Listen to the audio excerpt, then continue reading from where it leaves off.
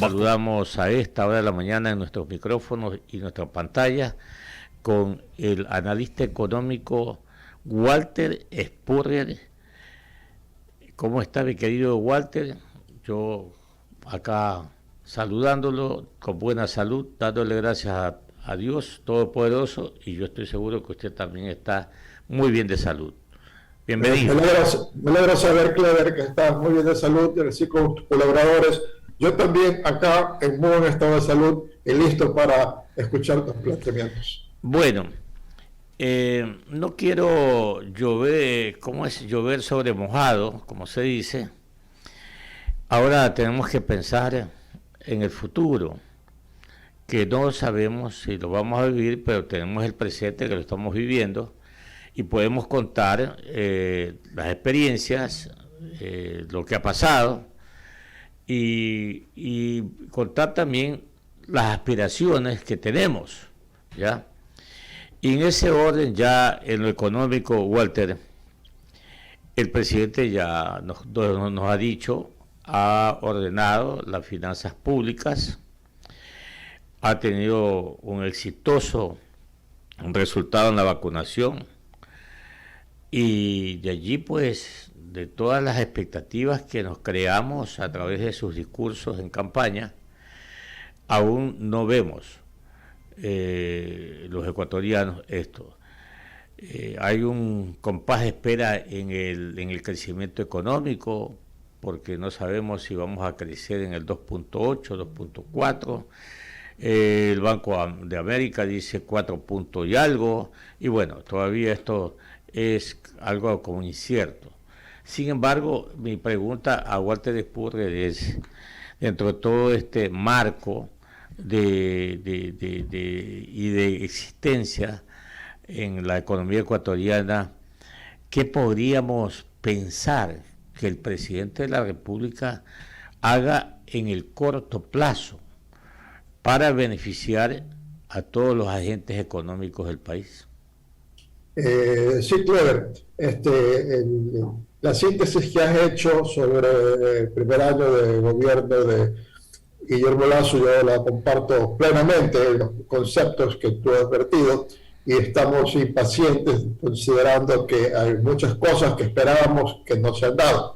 Pero al respecto quisiera yo acotar varios puntos. Un gobierno nuevo se demora en montarse sobre el potro y aprender a cabalgar. Incluso Rafael Correa, que mostró una gran habilidad para manejar el Estado, llevarlo donde él quería llevarlo, no lo pudo hacer en su primer año. Le tomó un año de aprendizaje. Entonces tenemos ese factor que ver. Yo espero que Guillermo Lasso para este segundo año comience a reemplazar a algunos de sus colaboradores claves con gente de su equipo, de gente de Creo, de la Fundación, que ya están algo fogueados, ¿no? Entonces va a poder haber un poco más de efectividad en la acción pública. Luego, este asunto de arreglar el déficit fiscal.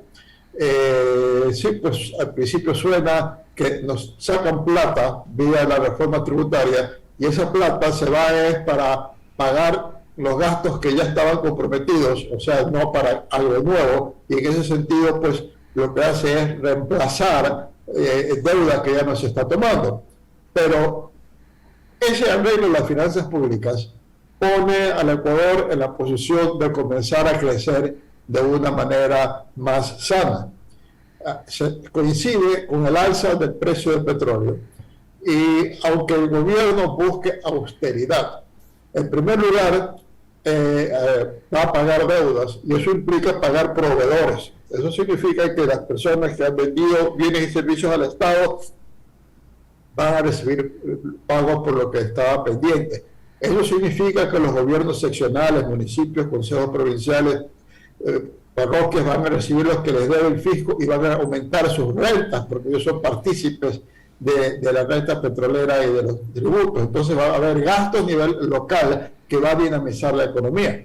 Eso significa también que Petroecuador se ha puesto al día con lo que deben las compañías petroleras, y por lo tanto hay más inversión en el área petrolera y va a permitir el aumento de la producción. Entonces, en una primera etapa vamos a ver más plata en la economía, los bancos tienen que comenzar a reducir o continuar reduciendo las tasas de interés porque van a tener dinero que tienen que colocar. Entonces, yo sí veo que esa acción, sin decir que el gobierno está haciendo tal o cual obra, esa acción va a dinamizar la economía. Yo coincido con la visión del Banco de América, con la visión del Barclays, con la visión de Euromoney, que el Ecuador va a tener un muy buen año y que va a tener el país en América Latina que va a tener mejor cambio en sus perspectivas, mejor cambio en términos favorables en el año 2022 en relación con el 2021. En cuanto a obras específicas, tenemos que ver qué avanza, porque hay muchos anuncios, pero no se ha concretado nada todavía. Walter, ¿no te preocupa que Jaime Carrera, el miembro del Observatorio de Política Fiscal, nos dijo acá la semana pasada que el rol de pagos de la burocracia, lejos de bajar, ha subido cerca de 11.000 millones de dólares anuales? Eso significa un aumento del gasto corriente, cuando realmente todos en el país siempre hemos venido diciendo y decimos que se controle el gasto corriente, no solamente por el lado de los sueldos, sino de otros gastos. ¿Eso no crees que va contracorriente a lo que aspiramos todos, de que los pocos dineros ante la gran cantidad de necesidades sean mejor administrados, Walter? Sí, ese es un problema y es una expectativa que teníamos, que el gobierno iba a reducir el gasto corriente y no lo ha hecho, y eso nos lo debe. Vamos a ver si en este segundo año aprieta en algo por ese lado, porque acaba de recibir un revés el gobierno en eso de controlar el gasto corriente, y es que la Corte Constitucional dice que el gobierno debe acatar lo que el aumento de sueldos del magisterio, que son 500 millones de dólares, que los debe pagar, y que ellos no son competentes en la Corte Constitucional en saber si el financiamiento que propone la Asamblea es correcto o no, pero que ellos piensan que tiene que pagarse. Y entonces este populismo que domina la Corte Constitucional va a significar un aumento en ese gasto corriente, y además le está dando una vía a otros sectores de la administración pública que tienen que reunirse a las afueras de la Corte Constitucional, rasparse los brazos, sacarse sangre, armar un escándalo para que la Corte Constitucional ordene que les aumenten los sueldos. Entonces, eso sí va a ser una complicación importante y en efecto es algo que va a impedir que haya una sana reactivación, porque es un gasto que no tiene como contrapartida, ese aumento en gasto no tiene como contrapartida un incremento en calidad o cantidad de los servicios, es pagar más por lo mismo, lo cual no es eficiente. Estoy seguro que has analizado este otro factor que te voy a señalar. ¿Cuál es? Todo el mundo conoce ahora, con mayor razón con la tecnología de punta, lo que está pasando en el resto del mundo. Ejemplo, este conflicto entre Rusia y Ucrania nos perjudica directamente a nuestras exportaciones, bananos, flores, etcétera.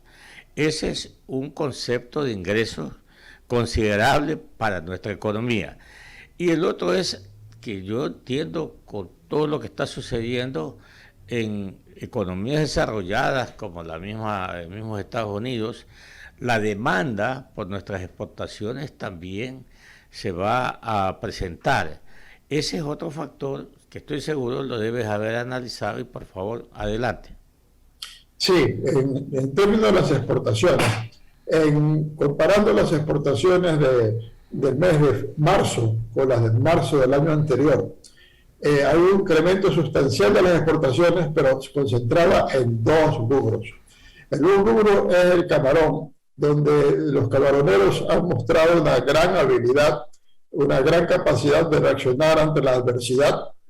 En el caso de ellos, la adversidad es sobre todo las restricciones que pone China a las importaciones de mariscos, por considerar que los mariscos están contaminados con COVID, las cajas de los mariscos, lo cual no tiene un sustento científico, pero bueno, los chinos lo están haciendo, pero han logrado incrementar su manera fuertemente a pesar de eso. Y el otro, las exportaciones de oro y cobre, porque el Ecuador está entrando a la exportación de minerales y eso nos ha dado gran fortaleza. Los otros productos, todos tienen una cierta inclinación: banano, cacao, flores. En el caso de Rusia y Ucrania, el efecto más importante es en el sector bananero, porque Rusia y Ucrania constituían la cuarta parte de nuestro mercado. Y pero ahora Rusia sí se está recuperando el mercado. Igual el banano es un producto barato para lo que ofrece el banano en cuanto a alimento. Es una fruta barata y los rusos igual tienen que comer. Entonces ya se están encontrando las vías de poder recuperar ese mercado, aunque haya una cierta baja en los precios. Yo creo que aquí lo que cabe es que tanto las instituciones financieras públicas como las privadas deben considerar una reestructuración de los créditos a los bananeros, porque en productos como el banano hay un ciclo. En la mayor parte de los productos primarios hay un ciclo de años en que los precios se caen y las empresas no tienen cómo pagar sus deudas, y otros en los que hay bonanza, y normalmente el uno sigue al otro. Si el Ecuador en estos momentos de dificultades en el mercado ganadero mundial logra superarlo sin tener grandes quiebras o cierres y pierde plantaciones, el próximo ciclo faltará banano, porque en alguna otra parte se habrán caído las plantaciones, las bananeras, y el Ecuador podrá retomar el mercado. Entonces, en ese sentido, pienso que la crisis que tenemos por ese lado no es tan terrible como parecía a primera vista. Ha habido impacto también en los precios, pero eso es un impacto mundial en los precios por el asunto de los fletes, el asunto de las oleaginosas que nos están importando, Economista Purrier, etcétera. Perdóname, Walter, Johanita. Gracias, economista Purrier, gracias por acompañarnos. Joana Ramos le saluda. El presidente dijo en su discurso, y ya lo ha dicho también en diferentes ocasiones, que la idea en estos 4 años de gobierno, en los 3 que le quedan, es firmar por lo menos 20 acuerdos comerciales. Algo que no solamente depende de Ecuador, sino de los otros países. Prueba de ello es que todavía no tenemos el acuerdo comercial con Estados Unidos, que se ha dicho que se ha ido avanzando, pero no se ha concretado. Algo que tampoco es que pasa de la noche a la mañana. Pero tampoco se ha concretado, por ejemplo, el acuerdo con México y el ingreso de Ecuador a la Alianza del Pacífico. ¿No es muy optimista poner esa cantidad de acuerdos que se quieren firmar hasta que dure su periodo? Bueno, es optimista, de la misma manera como una de las estrellas del fútbol ecuatoriano dice que el objetivo es ganar el mundial. Si uno no va con esos objetivos, uno no logra ni la mitad de lo que se propone. El acuerdo con Estados Unidos no está firmando acuerdos comerciales, o sea que hay excelentes relaciones, pero eso tendrá que esperar a que Estados Unidos cambie la actitud a los acuerdos comerciales. El acuerdo con México se hubiera firmado si el Ecuador está dispuesto a que le prohíban las ventas de camarón y banano. Eso es lo que detiene el acuerdo con México. Que López Obrador viene del sur del país, justamente de las áreas tropicales, y él dice: me linchan si voy a mi estado, si es que dejo entrar el banano y el camarón ecuatorianos. A eso va a haber que pelearlo, porque tampoco podemos aprobar algo en que se impide el ingreso de nuestros principales productos de exportación. Por otras áreas es más fácil conseguir acuerdos. Con Corea, esencialmente no hemos firmado con Corea porque la industria de sustitución de importaciones del Ecuador teme a los electrodomésticos y automóviles coreanos. Pero yo pienso que este gobierno está dispuesto a superar eso. Y ese es un muy gran mercado donde otros países de la región están vendiendo banano y camarón y nosotros no. Entonces, Corea tiene que ser un objetivo inmediato. China también tiene que ser un objetivo inmediato, y hay otros de naturaleza secundaria, pero ahora en estos momentos con Rusia es muy complicado pensar en un acuerdo, pero China y Corea, si logramos esos 2 acuerdos en un plazo relativamente corto, yo me daría por satisfecho, y luego habrá unos que otros acuerdos con países centroamericanos, pero son de importancia secundaria. El mundo gira y gira y gira, mi estimado Walter. Y por supuesto vamos cambiando. ¿Cuál es el criterio, Walter Spurrier, en cuanto a este tema de internacionalizar el sistema financiero? Yo creo que es positivo. Fíjense el caso de Panamá. En Panamá, cualquier joven salido de la universidad que consigue un empleo puede comprarse un departamento porque las tasas de interés son bajísimas, son tasas de interés internacionales. Entonces, una internacionalización del sistema financiero va a significar más ingresos de capitales. En el mundo sobran los capitales. Lo que sucede es de que ven al Ecuador como un país riesgoso. El momento en que se internacionaliza el sistema financiero, un banco puede traer plata de donde la obtiene más barata y prestarla aquí porque las tasas de interés son más altas, y la consecuencia de eso va a ser que bajen las tasas de interés. Entonces, y en estos momentos pienso que nuestra banca se ha profesionalizado y está en condiciones de poder hacer frente a la competencia extranjera. Vemos que la internacionalización la promueve el propio presidente de la República, quien es el principal accionista del Banco Guayaquil. Si él pensase que los bancos nacionales no pueden soportar la competencia externa, pienso yo que no sería tan entusiasta con traer un banco internacional a que se haga cargo del Banco del Pacífico. Entonces, yo pienso que el mundo está globalizado de una manera como no lo estaba hace 20, 30, 40 años, y nosotros debemos insertarnos mejor en esa globalización. Todas nuestras actividades económicas tienen que ser suficientemente competitivas y no protegidas. Entre eso es la banca, en eso la industria, la agroindustria, etcétera, etcétera, etcétera. Y por lo tanto, pienso yo que debemos marchar hacia la internacionalización de la banca. Se podría complicar, yo diría, el tema o el objetivo de vender el Banco del Pacífico si no damos los criterios muy sustentados. Particularmente, Walter, yo soy partidario de que se venda el Banco del Pacífico. ¿Cuál es el concepto de Walter Spurrier? Yo también pienso que tiene que venderse, y aparentemente hay interesados. Probablemente son bancos regionales, muy posiblemente bancos peruanos. O sea, ante la difícil situación que está pasando políticamente en la América Latina, con el giro a la izquierda de Chile, para sorpresa de todos, con el gobierno que hay en Perú, con la posibilidad que gane Petro en Colombia, y no hablemos de Venezuela, debe ser que los bancos regionales tienen que estar buscando cómo diversificar el riesgo, o sea, irse a otros países. Y lo obvio para países del área andina, el Ecuador es el que presenta las mejores perspectivas de crecimiento futuro, que está haciendo los cambios correctos a diferencia de los otros países, y por lo tanto pienso que vamos a traer bancos de esos países. Y ya tenemos bancos ecuatorianos que tienen inversión en el exterior, no solo ahora, sino antes, que tienen inversiones en Perú, en Venezuela, en Colombia. Entonces, yo sí creo que hay que vender el Pacífico. Si el Banco del Pacífico permanece estatal, hay el riesgo de que en un futuro gobierno se lo utilice políticamente y termine destruyéndolo. Es mejor aprovechar ahora que lo están poniendo en buen estado físico, para venderlo. El Estado ya ha decidido que va a utilizar el producto de vender al Banco del Pacífico en programas sociales. Me parece lo correcto, y por lo tanto esperemos que se concrete, como dice el presidente, en semanas la venta del Pacífico. Y finalmente, mi estimado Walter, hablemos, o ya hablaste un poco de la reactivación, porque desde el sector público, desde la caja fiscal, como llamamos, no coadyuvamos para la reactivación a través de la obra pública, o sea, de la inversión pública. ¿Deberíamos hacerlo, Walter?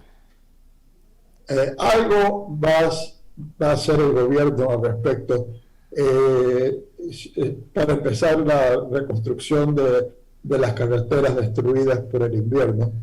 Pero esencialmente, como todavía hay un déficit fiscal que se ha achicado enormemente, pero hay un déficit fiscal, cualquier dinero extra que recibe el gobierno va justamente a prevenir y tener que seguirse endeudando para seguir mejorando la situación fiscal. Lo que está de por medio es que el gobierno ponga ya en marcha sus programas para conseguir la inversión privada en las áreas donde normalmente invierte el Estado. Una de esas, obviamente, la refinación. Es un desastre, un hueco negro lo que tenemos, agujeros negros lo que tenemos en refinación. Eso ya lo dejó encaminado el gobierno de Moreno y se ha suspendido. Eso tiene que hacerse la reactivación por ese lado. Tiene que cambiarse las centrales térmicas de utilizar diésel a utilizar gas. Tiene que ponerse en marcha el mecanismo, sea de alianzas público-privadas o de concesiones para la construcción de carreteras. En definitiva, la idea del gobierno es que el grueso de lo que normalmente sea inversión pública, ahora lo haga la inversión privada manejando activos del Estado, por lo cual muchas empresas públicas que hoy son fuentes de pérdidas terminarán siendo fuentes de ingresos para el Estado. Eso es algo que también nos está debiendo, es algo también, Clever, por lo cual tú y yo y el resto y quienes nos escuchan estamos impacientes. Es una buena decisión de haber quitado a los intermediarios en la comercialización del crudo por parte del gobierno. Bueno, yo lo que creo es que lo importante es tratar de vender a quien ofrezca el mejor precio. Y eso puede ser refinerías, se le compra directamente el crudo para ellas, o pudiesen ser intermediarios. El intermediario podría ofrecer el mejor precio. Porque el intermediario compra de una refinería y le dice: yo le entrego a usted el crudo de exactamente las especificaciones que usted necesita para ser óptimo en su producción. Y entonces le dan lotes comprados en distintas partes, mezclados, y de esa manera le dan el crudo óptimo. Entonces es posible que los intermediarios hagan un mejor precio.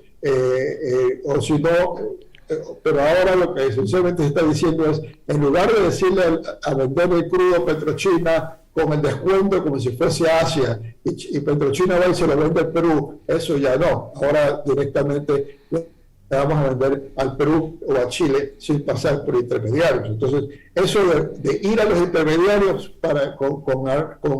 con arreglos no muy claros, un poco turbios, eso se ha eliminado y yo estoy de acuerdo. Ahora hay que venderle a quien mejor ofrezca, que pueden ser refinerías, empresas petroleras finales, o pueden ser intermediarios. Pero si el intermediario ofrece más, está bien vendérselo a él. Walter, un gusto de haberlo saludado, mi querido amigo. Gracias por estar con nosotros acá. Gracias, Clever, gracias a todos tus colaboradores y gracias a toda nuestra audiencia. Éxito. Muy bien.